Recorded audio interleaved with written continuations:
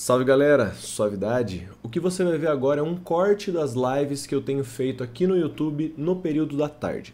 Eu espero que você curta esse conteúdo e também que apareça aí de tarde pra gente trocar uma ideia em live, beleza? Então, um beijo no coração, um aperto de mão sincero e fica com o corte.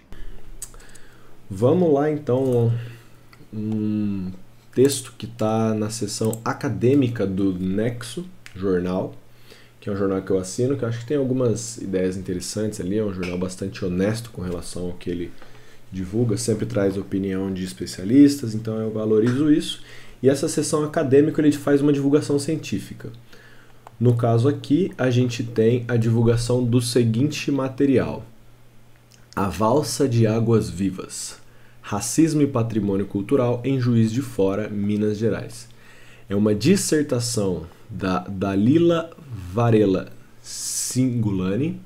Tem o Lattes aqui, eu vou deixar depois tudo linkado na descrição, porque nem sempre o material do Nexo ele é aberto gratuitamente. Eu assino o jornal, então eu tenho acesso. Mas daí eu vou deixar o Lattes dela na descrição. Acredito que aqui tenha link também para o trabalho. Se não tiver, eu vou procurar e vou colocar na descrição também. E vou deixar aqui, ó, link para o original, tem. E vou deixar o link da notícia também, caso esteja aberto ao público ou caso você que está assistindo também assine o Nexo. Vamos lá então. O impacto do racismo na preservação da memória. É um tema importantíssimo, principalmente para pensar a história. Eu vou lendo o texto aqui, fazendo alguns comentários, mas tem coisa muito da hora para a gente pensar a respeito da história, da política, do que a gente entende como história, o que fica para a gente da história, né? Vamos lá. A dissertação da Dalila analisou por que o Brasil é um país tão lento em tomar medidas que resguardem a preservação de patrimônios históricos relativos às populações negras e indígenas. Eu não sou especialista em patrimônio histórico, não é a área que eu pesquiso, mas de maneira geral, assim, patrimônio histórico são os bens da nossa cultura que legalmente vão ser tombados para que permaneçam vivos e contem a história do Brasil. Então, por exemplo, o Cristo Redentor do Rio de Janeiro, se não me engano, ele é um patrimônio histórico do Brasil. É um bem material nesse caso, que não pode ser modificado, que tem uma série de proteções. A ideia é manter ele vivo para contar parte da história do Brasil, né? Existem patrimônios históricos materiais, como é o Rio de Janeiro, mas existem patrimônios históricos imateriais. Por exemplo, a capoeira, se eu não me engano, é um bem imaterial, um bem patrimônio cultural imaterial do Brasil. Como eu disse, não é a área que eu mais entendo, que eu pesquiso, né? Não é minha especialidade. Se você que manja disso melhor do que eu, fica à vontade para colocar nos comentários aí do corte também as correções, tá? Continuando aqui. O trabalho teve como foco a cidade de Juiz de Fora, em Minas Gerais, que estabeleceu políticas públicas pioneiras na área de preservação do patrimônio histórico-cultural, mas que até hoje contempla pouco as heranças culturais da sua comunidade afrodescendente e originária. A partir desse caso, a pesquisa observou que a não preservação desses locais e objetos afrodescendentes e originários deve-se muito a um entendimento do que é patrimônio baseado em valores e filosofias embranquecidas. Um olhar, então, que patrimônio histórico é aquilo que advém da história branca, né? A não identificação de patrimônio naquilo que vem da cultura afrodescendente, da cultura originária, né, indígena brasileira. Qual a pergunta a pesquisa responde? Toda pesquisa busca responder, né, perguntas. Vamos lá. Perguntas, quais são elas? Por que o Brasil demorou quase 50 anos para proteger legalmente o primeiro bem cultural referente à memória negra? Essa é a primeira pergunta. Por que isso acontece ainda de forma tão espaçada, sendo que nossa primeira legislação nacional de proteção data de 1937? E dessa forma, a pesquisa igualmente responde ao seguinte questionamento: porque ainda hoje temos um número tão baixo de bens tombados ou registrados, frutos de heranças culturais da população negra e indígena em comparação aos bens que correspondem à invasão colonial. Legal isso aqui. Aqueles bens que têm a ver com a invasão colonial, sei lá, caravela, né, outras embarcações, instrumentos dos portugueses e de outros europeus, tem mais facilidade de ser tombado como não, isso daqui é patrimônio histórico brasileiro, do que bens que correspondem aos povos originários, indígenas e à população negra trazida para cá, sequestrada na África e trazida para cá para trabalhar forçadamente como escravo, né? Então aqui já temos uma questão interessante. Depois, por que isso é relevante? É uma questão de justificar o porquê você vai pesquisar as coisas, né? Na área do patrimônio cultural, tudo se passa como se o racismo estrutural da nossa sociedade também não tivesse presente e direcionando as políticas de preservação do país. Ao longo da pesquisa, foi possível perceber a associação da não proteção a argumentações no campo da estética e da técnica. Porém, é necessário lembrar que o Brasil teve políticas de branqueamento da população até meados da primeira metade do século XX, juntamente com a difusão da ideia de que vivíamos uma democracia racial e que a seleção de bens culturais condizia com essas ideias do Estado brasileiro. Então, essa perspectiva de que o Brasil ele tem um racismo estrutural, né? A formação do nosso país é baseada em racismo, mas existe essa ideia da democracia racial, de que não, aqui a miscigenação é de boa, todo mundo é firmeza, não tem racismo não, a miscigenação ela é boa, as pessoas enxergam o diferente como algo positivo, não sei o quê. Isso no discurso, quando na prática existe esse racismo estrutural que silencia tudo aquilo que não é branco, tudo aquilo que não é europeu, né? Assim, o sistema de preservação do patrimônio cultural corroborou para o apagamento da população negra e dos povos originários. Afinal, o projeto de nação que se tinha no período não abarcava a valorização e respeito a essa parcela da sociedade. Destaca-se também o rompimento com a ideia recorrente na bibliografia da área de que os profissionais que atuavam no campo do patrimônio cultural à época da fundação do Serviço do Patrimônio Histórico e Artístico Nacional, SFAM, atual IFAM, dita fase heróica, eram somente técnicos, pois a seleção de bens diz respeito à atribuição de valor simbólico, individual ou coletivo às coisas. Esse papo de técnico é sempre uma balela. Nada é técnico por excelência. O ser humano ele atribui valor às coisas, ele demonstra interesse, nunca algo vai ser totalmente técnico. É técnico com vias a atingir um determinado objetivo. Esse objetivo envolve interesse, envolve atribuição de valores, né? Essa ideia de neutralidade, principalmente da ciência do século XIX, já era para ser batida, né? Existe sempre interesse quando você está julgando, colocando critério em algo. Isso vai ser um bem cultural ou não? Quais valores você está atribuindo nessa escolha? Isso quer dizer que os ditos técnicos do SFAM e a sua atuação podem ser melhor compreendidos se analisados a partir da categoria de intelectuais, não técnicos, intelectuais, uma vez que forneciam princípios guia para a política de preservação brasileira. Então, quando foi formado o Serviço de Patrimônio Histórico e Artístico Nacional, foram selecionados ali determinadas pessoas, ditas técnicas, para identificar o que é patrimônio histórico, o que não é, o que vale preservar, o que não vale. Só que esses técnicos, na verdade, pela pesquisa aqui na dissertação, seriam melhor elencados se fossem vistos como intelectuais, que estabeleceriam determinados princípios para dizer o que é patrimônio histórico e o que não é, e naturalmente esses princípios vão ali ter valores, vão ter intencionalidades, vão ter, obviamente, suas direções de acordo com uma determinada ideologia, uma determinada forma de pensamento. Resumo da pesquisa. A pesquisa concentra-se na reflexão sobre o racismo estrutural presente na sociedade brasileira e, aqui com eixo central de discussão, a formação do patrimônio cultural. Entende-se que o racismo é componente basilar das dinâmicas sociais, econômicas e políticas no Brasil, e por isso também está presente no campo da cultura, proteção e preservação de bens. A partir dessa ideia, analisou-se a construção da política de preservação e seu órgão oficial, buscando compreender seus agentes como indivíduos políticos, imbuídos de percepções e direcionamentos ideológicos próprios de seu tempo. Exatamente, não existe neutralidade. As decisões elas são sempre políticas.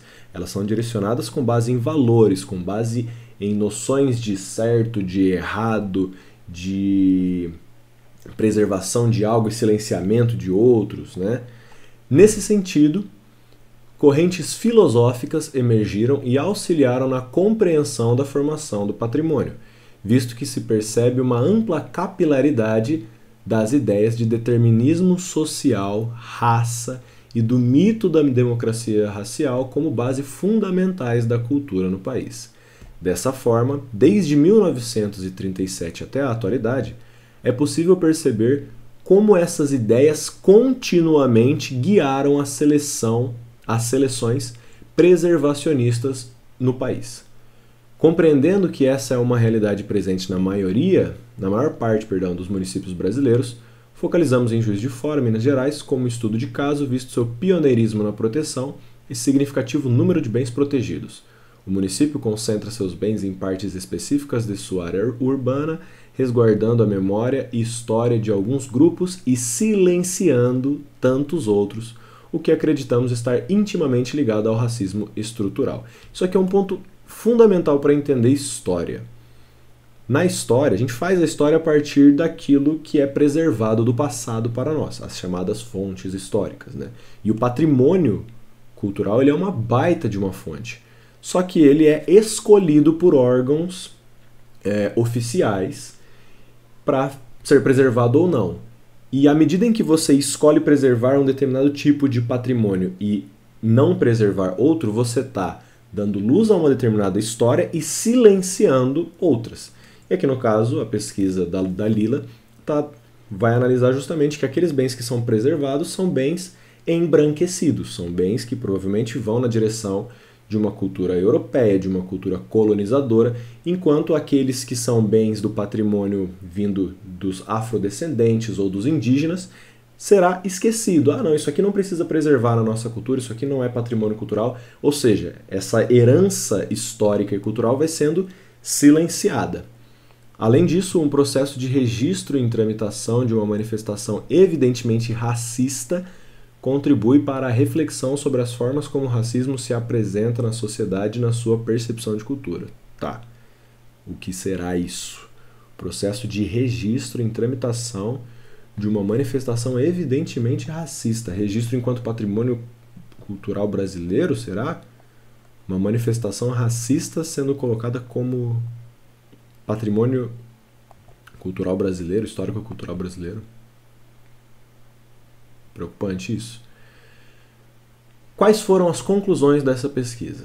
É uma dissertação de mestrado, pelo que eu entendi. Conclui-se que as políticas de preservação brasileiras são permeadas pelo racismo e, consequentemente, inferiorização dos bens culturais da população negra desde a fundação do SIFAM, Serviço do Patrimônio Histórico e Artístico Nacional, atual IFAM. Tais práticas foram fixadas no âmbito federal e são reproduzidas a nível estadual e municipal até os dias de hoje, como foi possível perceber através da análise do patrimônio cultural de Juiz de Fora. No município, o baixíssimo número de bens que se referem à memória negra e indígena protegidos legalmente e sua relevância no desenvolvimento local revelam silenciamento sistemático do passado rural e escravocrata da região. A pesquisa ressalta que a dinâmica da preservação e o viés racial se sobressaem à questão de classe, uma vez que analisando a preservação em bairros periféricos ao centro político e comercial, ficou evidente que são as localidades habitadas por trabalhadores brancos, oriundos de políticas de imigração do Brasil na Europa, as únicas que concentram patrimônios culturais legalmente reconhecidos, aqueles que são brancos. É inexistente a presença de bens culturais protegidos legalmente nos bairros historicamente ocupados pela população negra no pós-abolição. Além disso, o processo ainda em aberto de reconhecimento legal do bloco caricato carnavalesco Domésticas de Luxo como patrimônio cultural imaterial, Juiz Forano, escancara o racismo velado de nossa sociedade e é um exemplo preciso do que Adilson Moreira classificou como racismo recreativo. Processo ainda em aberto de reconhecimento legal do bloco caricato carnavalesco Domésticas de Luxo. Domésticas de Luxo. Tá. O nome já assusta, vamos ver aqui. Essa manifestação cultural consistia na prática do blackface pelas ruas da cidade, isso é, Homens brancos se vestiam com malhas de cor preta e perucas que imitam cabelos crespos e pintavam seus rostos, exacerbando os traços físicos, imitando o que acreditavam ser estereótipo de mulheres negras trabalhadoras domésticas. Com encenações vexatórias, o bloco acontecia nesses moldes desde 1958 e foi considerado de utilidade pública pela Lei Municipal 12094 de 30 de julho de 2010 e foi interrompido somente em 2019 após seus organizadores serem chamados para uma conversa com representantes da OAB de Juiz de Fora. Ao longo dos anos e das crescentes acusações de racismo, seus organizadores rebatiam as críticas afirmando o caráter de homenagem que prestavam às mulheres negras, mesmo com o movimento negro há anos mostrando sua indignação e protestando nos dias de carnaval. Então tem um processo de reconhecer como patrimônio histórico esse bloco aqui que faz uma manifestação racista às mulheres negras. O nome já coloca aqui, né? Domésticas de luxo. E aí domésticas são as mulheres negras de uma maneira vexatória, com encenações vexatórias que acontecem desde 1958. O movimento negro batendo nessa manifestação há tempos e ainda assim o negócio está num processo de ser reconhecido como patrimônio cultural. É bizarro, né? É bizarro. Quem deveria conhecer seus resultados? Todos. Todo mundo. Né? Mas vamos lá. Quem deveria reconhecer os resultados dessa pesquisa? Gestores e gestoras, obviamente, assim como os quadros de funcionários das diversas áreas do conhecimento que atuam com patrimônio cultural em nível federal, estadual e municipal. Isso porque é responsabilidade do Estado reconhecer o racismo existente em suas instituições e, a partir daí, traçar caminhos para a construção de políticas efetivamente antirracistas. Dalila Varela Singulani é doutoranda em História pela UFJF, Universidade Federal de Juiz de Fora, e mestra bacharela e licenciada em História com habilitação em Patrimônio Histórico pela mesma instituição. Voluntária no Museu de Arqueologia e Etnologia Americana, editora-chefe da revista Faces de Clio e gerente editorial da Locus, revista de História, ambas vinculadas ao programa de pós-graduação de História da Universidade de Juiz de Fora. Além disso, ela é coordenadora geral da Associação de Pós-Graduandos. Tem experiência com palestras sobre racismo e antirracismo. Aqui nós temos a referência, algumas das referências que ela utilizou. É bizarro ver como esse tipo de coisa ainda acontece, mas por um lado essa pesquisa ela é muito boa para a gente pensar sobre como funciona a história no final das contas. O que a gente entende como história, como que isso é preservado, quais histórias são mantidas, quais histórias são silenciadas. E pra gente olhar, né, muita gente fala, a verdadeira história do Brasil. Cara, é muito difícil pensar o que é isso. Justamente porque grande parte daquilo que forma a nossa história foi silenciado ou existe, né, um esforço muito grande de silenciar essas personagens, principalmente negros e indígenas. Aqui na cidade de Arapongas, quando a gente pensa no segmento cultural, é nítido também uma situação de racismo estrutural que acontece por aqui, que eu não vou dar maiores detalhes aqui para não me complicar, né? Vai que, né? Mas é muito importante essa pesquisa para a gente pensar como que a gente preserva a memória nacional, o que fica vivo, o que não fica, e para a gente entender como que a história é feita.